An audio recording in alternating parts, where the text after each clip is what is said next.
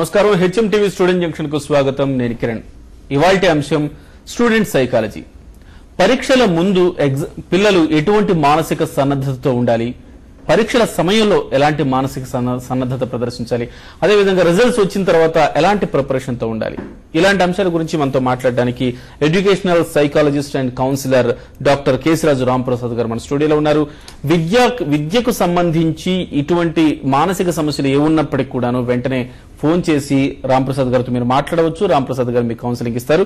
వెంటనే స్క్రీన్ మీద కనిపిస్తున్న నంబర్లకు ఫోన్ చేయండి. రాంప్రసాద్ గారు స్వాగతం అండి కార్యక్రమానికి. రాంప్రసాద్ గారు, సండే రోజు ఎంసెట్ ఎగ్జామినేషన్ జరగబోతుంది. అంటే మనకి మధ్యలో 2 రోజులు ఉన్నాయి. సో ఈ 2 రోజుల్లో పిల్లలు ఎలాంటి స్టెబిలిటీ ప్రదర్శించాలి, మానసికంగా ఏ విధంగా ఆలోచించాలి? సార్, ఇవాళ సుమారు 3,80,000 మంది సుమారు విద్యార్థులు ఇవాళ రేపు సండే వాళ్ళ అదృష్టానండి వాళ్ళ యొక్క సమర్థతని నిరూపించుకునేటువంటి రోజు ఏంటంటే రేపు సండే. జనరల్ గా ఎలా ఉంటుందంటే ఇందులో ఎగ్జామినేషన్ ప్రిపరేషన్ కి 3 రకాల స్ట్రాటజీస్ ఉంటాయి సార్. అంటే ఎగ్జామినేషన్ ఈ 2 రోజులు అంటే 36 అవర్స్ కన్నా తక్కువ టైం ఉంది. ఈ 36 అవర్స్ లో మనం ఏం చేయాలి, తర్వాత ఎగ్జామినేషన్ టైం కి 1 అవర్ బిఫోర్ మనం ఎంత రిలాక్స్ అయితే అంత బాగా రాయగలుగుతాం. That second strategy. ఎగ్జామినేషన్ టైంలో అంటే డ్యూరింగ్ ద ఎగ్జామినేషన్ కూడా మన దగ్గర ఏముండాలన్నమాట అండి, ఇంకొక స్ట్రాటజీ ఉండాలి. ఎవరైతే ఈ 3 వ్యూహాలని పర్ఫెక్ట్ గా అమలు చేస్తారో they will get more success sir. ఎందుకంటే ఒక వ్యక్తికి సక్సెస్ ఎక్కడ పడుతుందంటే అతను అనుసరించిన వ్యూహాన్ని బట్టే వస్తుంది. ఓకే, చూడండి, మనకి అర్జునుడు లాంటి వాడే మహాభారత యుద్ధంలోని ఇతను ఎదురుగుండా ఉన్న 11 అశ్వహీనుల సైన్యం చూసి బెదిరిపోయి మన ఆ ధనస్సుని పక్కన పెట్టేసి నేను భావాన్ని యుద్ధం చేయలేను అన్నాడు కృష్ణుడితో. అంటే ఏంటన్నమాట టెన్షన్. ఆ టెన్షన్ ఎందుకు వచ్చింది? యుద్ధం అనే ఒక పరీక్ష వలన అర్జునుడు లాంటి వీరుడు విజయుడు అనే పెద్ద టైటిల్ కూడా ఉందన్నమాట ఆయనకి. ఆయన కూడా భయపడ్డాడు అనమాట. పరీక్ష అంటే భయం లేని ఎవరికి ఉండదు సార్.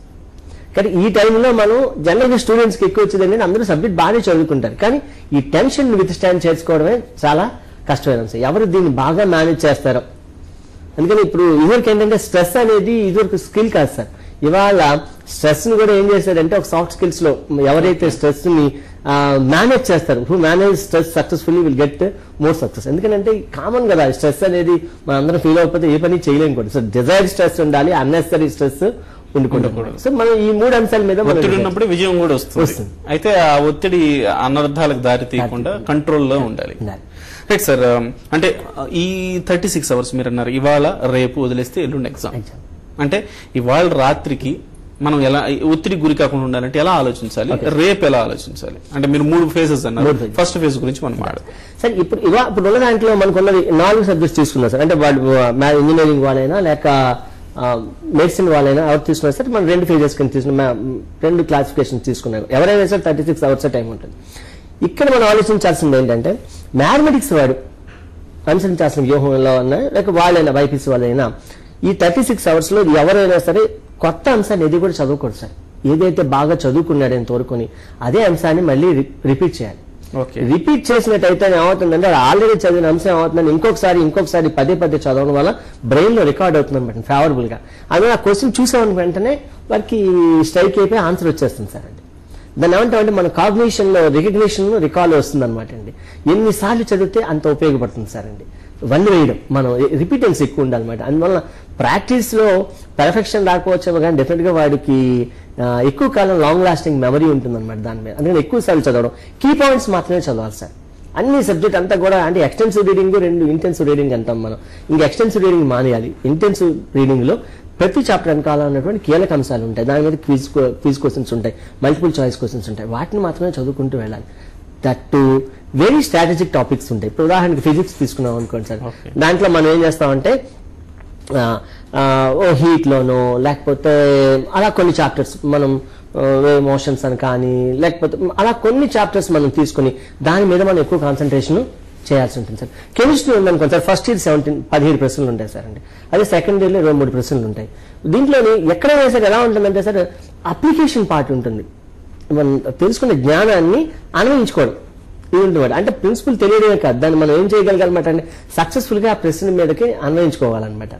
మనం ముందుకెళ్ళి దాని గురించి నేను చెప్తాను, టెక్నిక్ చెప్తాను అనమాట. సో ఈ కీలక అంశాన్ని మనం చదువుకుంటూ వెళ్ళిపోయి ముందు ఫస్ట్ రీడింగ్ చేసేసుకుంటూ వెళ్ళిపోవాలి అన్ని సబ్జెక్ట్స్ కూడా.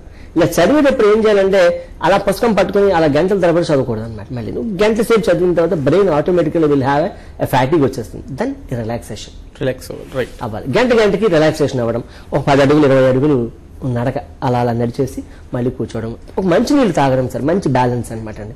ఇదివరకు ఎవరైనా ఇంటికి వచ్చిన వెంటనే ఏం చేసేవారంటే మంచినీళ్ళు ఇచ్చేవారు సార్. మంచినీళ్ళు ఇస్తే ఏమవుతుందంటే బాడీ అంతా కూడా బ్యాలెన్స్ అయిపోతుంది సార్. ఇప్పుడు కాఫీ టిఫిన్లు ఇస్తారు, దాని ఇరిటేషన్ వస్తుంది అనమాట బాడీకి అనమాట. మంచినీళ్ళు ఇస్తే బ్రహ్మాండమైన బ్యాలెన్స్ అనమాట. అందువల్ల వాటర్ బ్యాలెన్స్ అంటారు బాడీకి. అందువల్ల మంచినీళ్ళు ఎంత తాగితే ఎగ్జామినేషన్ టైంలో అంత పర్ఫెక్షన్ వస్తుంది అనమాట.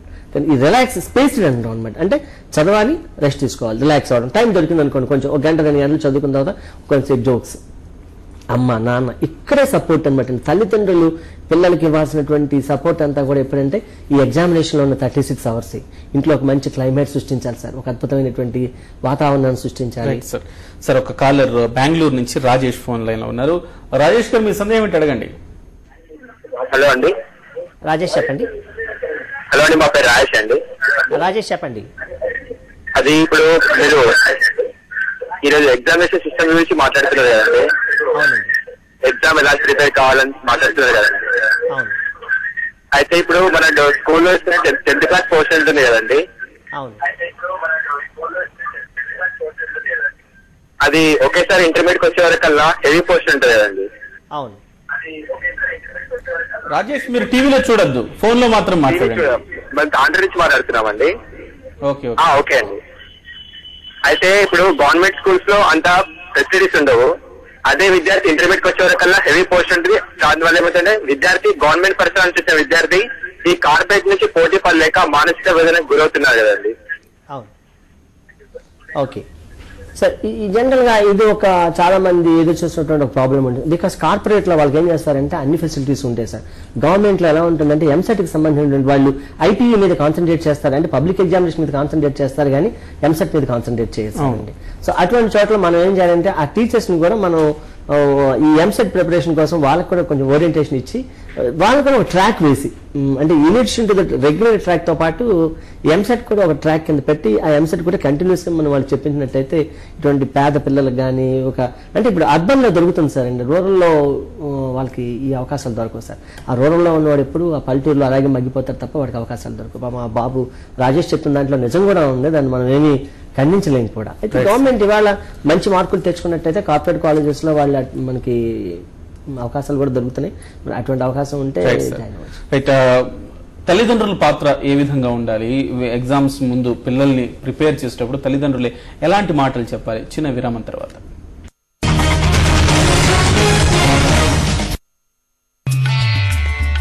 అధునాతన సౌకర్యాలు, అందుబాటు ధరలు, అందరినీ ఆకట్టుకునే రూమ్స్, అన్నింటికీ మించి తెలుగింటి రుచులు, తెలుగింటి ఆతిథ్యం మీకందిస్తోంది హోటల్ సదర్న్. ఇది భారత ప్రభుత్వంచే బెస్ట్ డొమెస్టిక్ టూర్ ఆపరేటర్ గా అవార్డు పొందిన సదర్న్ ట్రావెల్స్ ప్రైవేట్ లిమిటెడ్ వారి అనుబంధ సంస్థ. టీచర్ వస్తుంది. ఈ బొమ్మ గీసిందెవరు?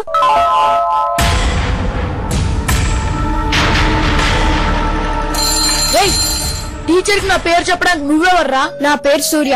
నేను ఎప్పుడూ నిజాలే మాట్లాడతాను. నిజాలు నిర్భయంగా ప్రకటిస్తుంది సూర్య తెలుగు దినపత్రిక. Sri Chaitanya techno schools hostels లో చేరవేరు విద్యార్థులకు 4 సంవత్సరాల ఉచిత విద్యకే నిర్వహిస్తున్న స్కాలర్షిప్ టెస్ట్ మే 29 ఉదయం 10 గంటలకు.